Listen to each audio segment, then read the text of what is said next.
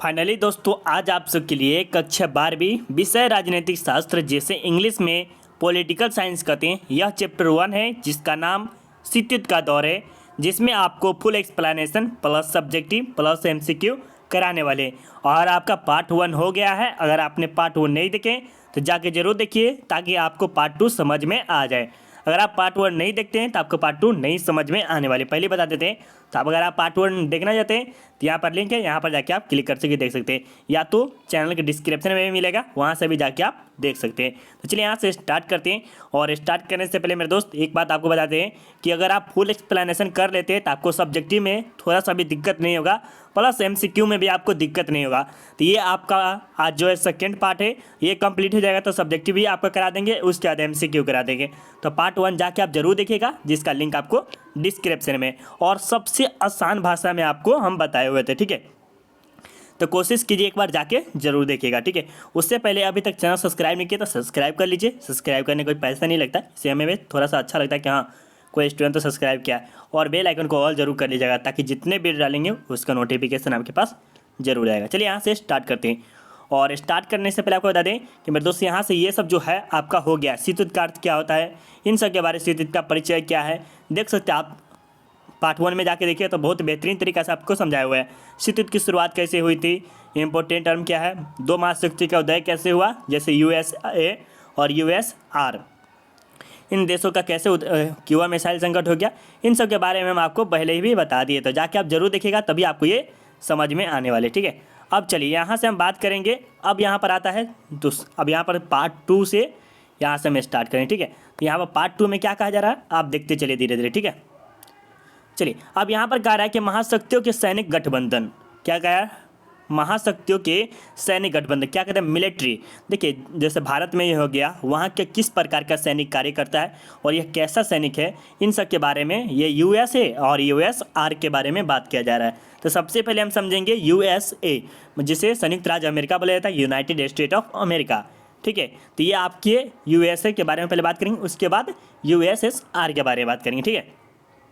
तो सबसे पहले जो यूएस का एक जो था रियो संधि था, जो कि इतना इंपॉर्टेंट नहीं है, जिसकी स्थापना 1947 में हुई थी, ठीक है, जिसमें अमेरिका के रियो संधि में अनेक देश शामिल थे। देखिए अमेरिका जो रियो जो संधि करवाया था उसमें अनेक देश शामिल था, जैसे अमेरिका भी शामिल रहेगा, मेक्सिको था, क्यूबा था, हेती थी, ठीक है, डोमिनिकन था, रिपब्लिक, ग्वाटेमाला, एल साल्वाडोर, निराकुआ, इन सब का पनामा जैसे हो गया, कोलंबिया हो गया, वेनेजुएला हो गया, इन सब के, ब्राज़ील, ये देखिए जो जो अच्छा है इसके लिए हम लगा दिए। देखिए तो इन सब में से ज़्यादा जो है आपके इम्पोर्टेंट आपके बता देते हैं, एक अमेरिका, ये याद रख लीजिए, ये भी थोड़ा सा इम्पोर्टेंट, ठीक है। ये सब देश शामिल थे, ब्राज़ील हो गया, अर्जेंटीना भी हो सकता है, ये भी ठीक है, वेनेजुएला, ये आपके इतना इंपॉर्टेंट नहीं, बट ये भी याद रखना जरूरी है कि रियो संधि की स्थापना कब हुई थी, तो 1947 में। किसने करवाया था, तो ये हमारे अमेरिका ने करवाया था। ये आपसे पूछा जा सकता है ऑब्जेक्टिव में कि रियो संधि की स्थापना किसने करवाया था, तो ये हमारे अमेरिका ने करवाया था। कब किया था, तो 1947 में, ठीक है। जिसमें से 5 देशों के नाम बताइए, तो ब्राज़ील बता दीजिएगा, और क्या बता दीजिए, अर्जेंटीना या वेनेजुएला, आपको जो अच्छा लगे उसे, पनामा बता दीजिए, इन सब के नाम बता दीजिएगा तो आपको 5 नंबर या 2 नंबर मिल जाएगा। अब इसके बाद आता है नाटो, जो कि MVVI से भी MVVI, ठीक है। तो इसे अच्छी तरह से याद कर लेंगे तो और अच्छे आपके लिए रहेंगे, ठीक है। समझिए नाटो का क्या कहते हैं, नॉर्थ अटलांटिक ट्रीटी ऑर्गेनाइजेशन, ठीक है, इसे इंग्लिश में बोलते हैं।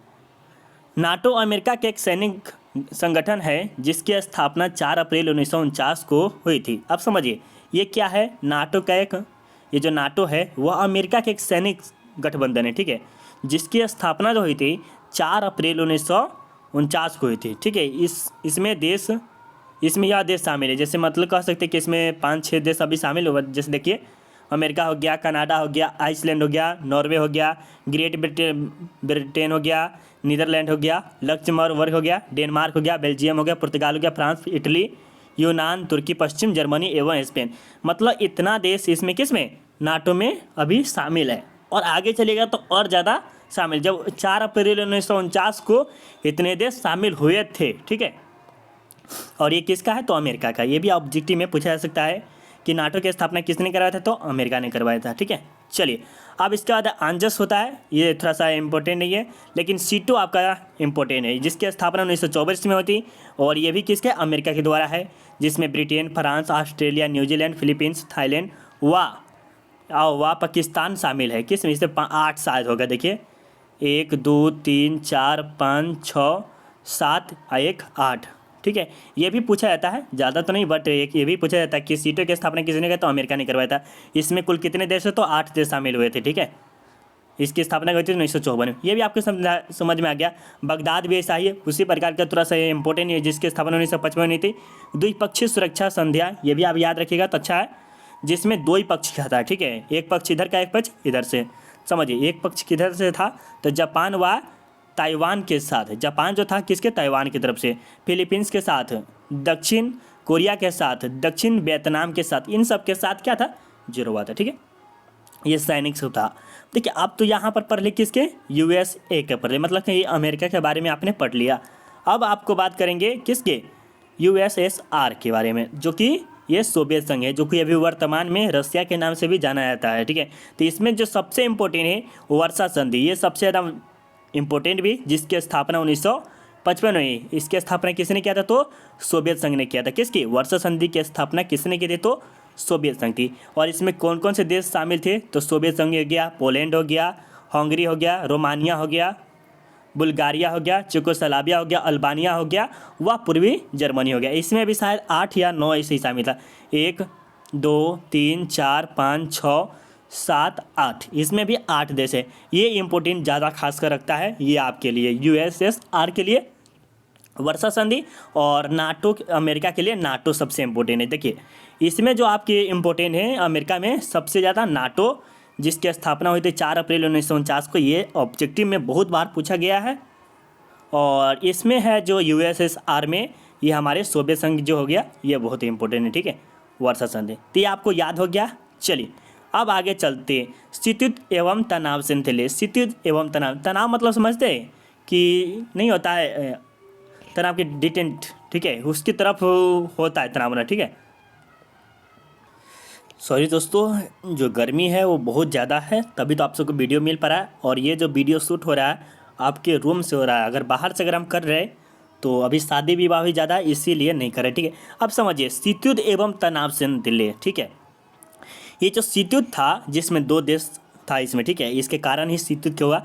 और इन दोनों देशों के तनाव के जो कारण थे, इन सब के बारे में बात करेंगे, ठीक है। चलिए, जो कि कब से कब तक चला था, 1981 से लेकर 1991 तक चला था। यह स्थिति चलती रही, मतलब कि जो यह स्थिति है धीरे धीरे धीरे धीरे चलती रही, ठीक है।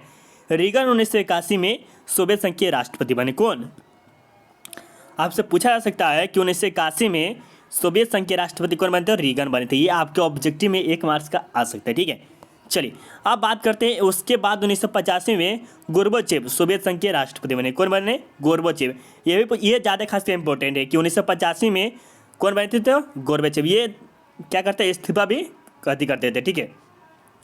अब चलिए, 1988 के जनेवा सम्मेलन में सोवियत संघ ने अफगानिस्तान से अपनी सेना वापस कर ली। देखिए, आप समझिएगा, ये जो है सोवियत संघ क्या क्या था, अफगानिस्तान को कुछ सेना दिया हुआ था। कौन, तो ये हमारे सोवियत संघ, किसको, तो अफगानिस्तान को। कब दिया था, 1988 में। और फिर क्या किया, उसे वापस बुला लिया, कहाँ पर, सोवियत संघ में, जिसके पास ये इसके पास कहा जाए तो बहुत ही सेना था उस समय, ठीक है।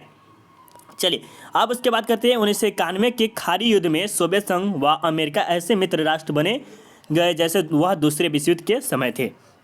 अब याद करिए, आपको हम पहले बताए हुए थे कि एक मित्र राष्ट्र था, एक राष्ट्र था ना, एक मित्र राष्ट्र, एक धुरी राष्ट्र था। अब याद कीजिए, आपको पढ़ाए हुए हैं, जिसमें मित्र राष्ट्र में था अमेरिका और सोवियत संघ दोनों दोस्त ही था, लेकिन धुरी राष्ट्र में जो था जापान था, ये दूसरा देश था। जिसमें जो अमेरिका क्या किया, ये धुरी राष्ट्र जापान है, उस पर परमाणु बम गिरा के उसे घुटने टेकने पड़ गया, ठीक है।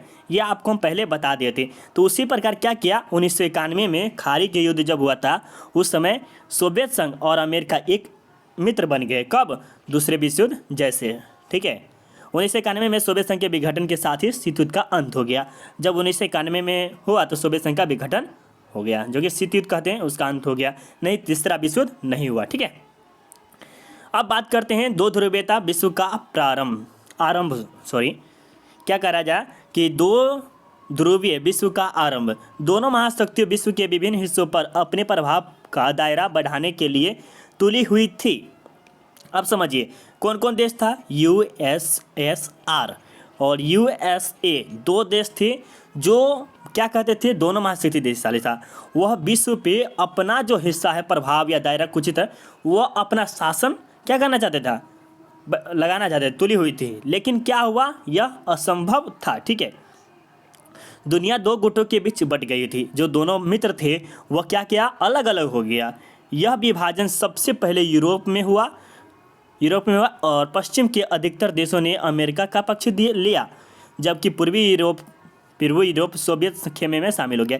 देखिए यहाँ पर समझिए, पश्चिमी यूरोप का जो था, जितने भी लोग थे वह कहाँ के, अमेरिका में शामिल है, और पूर्वी यूरोप के जो थे ये सोवियत संघ में शामिल हो गए। इसीलिए ये दो खेमों के, पश्चिम और पूर्वी के भी नाम से जाने जाते हैं। ठीक है, ये दो नाम से आते हैं, पश्चिम और पूर्वी गठबंधन।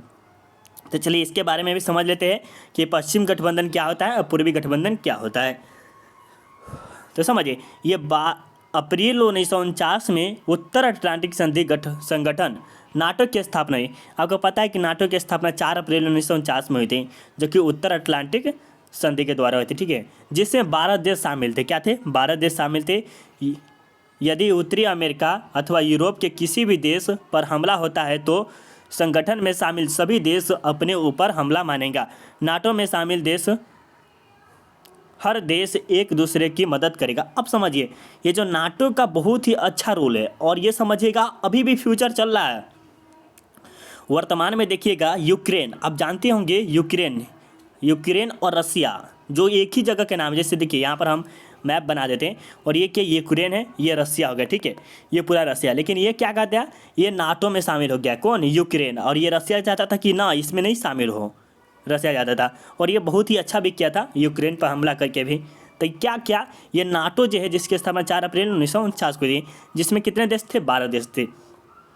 और 12 देश पर से किसी देश, जैसे मान लीजिए इसमें अमेरिका ही हो गया। ठीक है, और इसमें नाटो की स्थापना की था। अगर नाटो अमेरिका पर कोई हमला कर रहा है तो 12 को 12 देश मिलकर उस देश पर हमला करेगा जो अमेरिका पर हमला किया था। जैसे मान लीजिए ये अमेरिका है, ठीक है, और ये मान लीजिए क्या है, सोवियत संघ है। ठीक है, ये सोवियत संघ लिख दिए, आपको इतना से समझ आ जाना चाहिए। रुकिए, यूएसएसआर, यूएसए, आपको बेहतरीन तरीका से समझाएंगे, बहुत लेट से लगा ऐसा। आप समझिए, ये इसमें यहाँ पर समझिए यूएसएसआर और यूएसए, ये है ना, यहाँ पर समझिए। अब मान लीजिए यूएस है जो नाटो की स्थापना किए थे, जिसमें 12 देश है। ठीक है, और ये देश जो है ये अमेरिका पर हमला कर देगा, तो यहाँ पर के जो 12 देश है ना, वो अमेरिका इस पर हमला करेगा, तो क्या होगा, ये टूट जाएगा। इसीलिए अभी भी ये वर्तमान में चल रहा है। ठीक है, और ये यूक्रेन भी उसी में शामिल होना चाहता था, किसमें, नाटो में। पूर्वी गठबंधन में वर्षा संधि के नाम से जाना जाता है, जिसकी स्थापना 1955 में हुई थी। इसकी स्थापना सोवियत संघ ने किया था। इसमें कोई खास नहीं है, बट इसमें बहुत खास था। नाटो समझिए कि बहुत ही बेहतरीन है, और इसे आप जितना याद रखेंगे उतना ही आपके लिए बेहतरीन होगा। ठीक है, चलिए अब यहाँ देखिए, दो ध्रुवीयता की चुनौती, गुट निरपेक्ष आंदोलन। क्या है, दो ध्रुवीयता की चुनौती और गुट निरपेक्ष आंदोलन। ये इसमें हमारे जो है ये भारत के पंडित जवाहरलाल नेहरू ने भी इसमें शामिल थे। किसमें, गुट निरपेक्ष आंदोलन में। आपसे भी पूछा जा सकता है। चलिए, हम जानते हैं कि शीत युद्ध की वजह से विश्व 2 प्रतिद्वंदी गुटों में बंट रहा था। देखिए, हम जानते हैं, पहले से पढ़ लिए हैं, और उसमें जानते हैं कि 2 देश थे, यूएसए और यूएसआर। ठीक है, इसमें 2 देश थे, और दोनों के दोनों देश क्या था, प्रतिद्वंदी थे, मतलब झगड़ालू तरह से, मतलब कह सकते हैं कि द्वेष, घृणा, ये सब चलता रहता था। ठीक है, गुट निरपेक्ष ने एशिया, अफ्रीका और लातीनी अमेरिका को नव स्वतंत्र देश का तीसरा विकल्प दिया। कौन दिया, अमेरिका ने दिया। किसको, एशिया। अपने हम सब किस देश में रह रहे, एशिया महादेश में रह रहे, देश नहीं, एशिया महादेश में रहे। ठीक है, दोनों महाशक्ति से अलग होने का मतलब जो है, अमेरिका और ये सोवियत संघ से अलग रहकर तीसरा विकल्प क्या हो सकता है, तो गुट निरपेक्ष ही एक था, जिससे 5 या 6 शामिल थे। युगोस्लाविया के जोसेफ ब्राज टिटो, ये जो युगोस्लाविया के जो प्रधानमंत्री थे ये हमारे थे। भारत के पंडित जवाहरलाल नेहरू थे। मिस्र के गमला अब्दुल नासिर था। इंडोनेशिया के सुरकोन थे। घाना के वर्मा इनक्रूमा। ठीक है, ये थे आपके सबसे ज़्यादा जो इम्पोर्टेंट है, ये इम्पोर्टेंट है। और ये आपके ये है 2 आपके इम्पोर्टेंट है जो कि आपके बोर्ड में आ सकते हैं। चलिए, ये अब आपको समझ में आ गया होगा मेरे ख्याल से। अब यहाँ पर आता है यह पांच नेता गुट निरपेक्ष आंदोलन के संस्थापक कहलाए। क्या कहलाए कि जब ये गुट निरपेक्ष के आंदोलन की स्थापना हुई थी, इसमें कितने देश थे? 5 देश थे। पहला गुट निरपेक्ष सम्मेलन 1961 में बेलग्रेड में हुआ था। आपसे पूछा जा सकता है कि गुट निरपेक्ष आंदोलन की स्थापना कब हुई थी, तो ये आप बता सकते कब? तो 1961 में। कब पहला हुआ था? ठीक है, बेलग्रेड में। ये आपका ऑब्जेक्टिव में आएगा। ठीक है, पहले गुट निरपेक्ष सम्मेलन में 25 सदस्य थे हुए थे। कितने? 25 देश शामिल होते। उसके बाद धीरे धीरे बढ़ना स्टार्ट है। फिर बाद में गुट निरपेक्ष आंदोलन की संख्या बढ़ती गई, जिसे 2019 में अजरबैजान में 18वें सम्मेलन में 120 हो गया। ठीक है, और ये हो गया सदस्य देश और 17 पर्यटन देश शामिल हुए गुट निरपेक्ष महाशक्तियों में शामिल न होना का आंदोलन। देखिए, ये क्या हुआ, गुट निरपेक्ष आंदोलन जो है इसमें कितने थे? 1961 में 25 देश थे, लेकिन अब जो था 2019 में 120 है 18वें सम्मेलन में। आप कर सकते 2019 में 2022 में 23 में कितना होगा, ये आपको पता करना पड़ेगा। ठीक है, तो यहीं से आपको बता देते। और अब थोड़ा सा वेट कर लीजिए मेरे दोस्त, कुछ डिटेल बता देते हैं। देखिए, अब यहाँ पर हम कुछ बात करेंगे। सबसे MBBI बात, देखिए आपका ये चैप्टर फुल एक्सप्लेनेशन कंप्लीट हो गया। ठीक है, अब आप क्या कीजिए, अगर आपके पास टाइम है तो आप वीडियो देखते रहिए और कॉपी में एक हो सके तो नोट कर लीजिए। उसके बाद सब्जेक्टिव आपको कराएंगे और MCQ कराएंगे, तो आप हमें ज़रूर बोलिएगा सर बहुत ही अच्छा मेरा चैप्टर कंप्लीट हो गया है। ऐसा अगर हम सब चैप्टर कर लेते तो हमें बोर्ड में 470 नंबर से कोई नहीं रोक सकता ऐसे लाने से। सिर्फ यही नहीं, हम इतना बोलते तो हो सकता है मेरे दोस्त। ठीक है, तो आप ज़रूर ऐसा करें। और एक आपको और अपना उत्तर आपको खुद से खुद देना होगा। भारत और शीतयुद्ध पे क्या अंतर था, इसके बारे में आपको खुद आंसर देना होगा। ठीक है, और अगर आपको PDF चाहिए तो आप हमें इस नंबर पे कांटेक्ट कर लीजिए, आपको PDF मिल जाएगा। ठीक है, और एक तो या तो टेलीग्राम पे ज्वाइन हो जाइए, जिसका लिंक आपको डिस्क्रिप्शन में मिलेगा। ठीक है, और अभी तक वीडियो को लाइक नहीं किए तो लाइक कर दीजिए और चैनल सब्सक्राइब जरूर कर लीजिए और अपने दोस्तों को शेयर कर दीजिए और कमेंट करके ज़रूर बताएं हमें कि कैसा लगा आपको वीडियो। ठीक है, जय हिंद, जय भारत, और मिलते हैं सेकेंड चैप्टर में। ठीक है, बाय बाय।